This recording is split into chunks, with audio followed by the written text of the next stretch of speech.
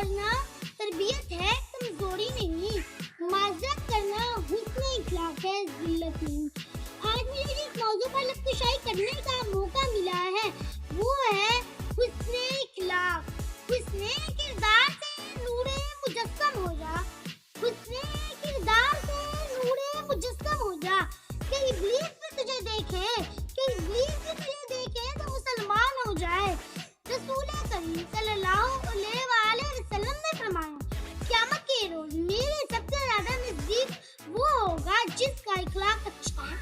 اعلیٰ اخلاق سے مراد وہ اوصاف ہے جو کسی کی فطرت و تربیت کا اس طرح لازمی جز بن جائے کہ زیادہ غور و فکر کے بغیر ہی روزمرہ زندگی میں ان کا ظہور ہوتا ہو.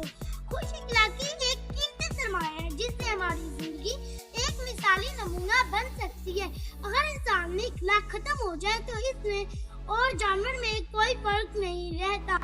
اس میں اخلاق کا دوسرا نام انسانیت ہے اور کسی بھی قوم یا معاشرے کی بنیاد کسی جذبے پر قائم ہوتی ہے. جو قوم خوش اخلاقی جیسی صرف نہیں اپناتی ان کی بنیادیں کھوکھلی ہو جاتی ہیں.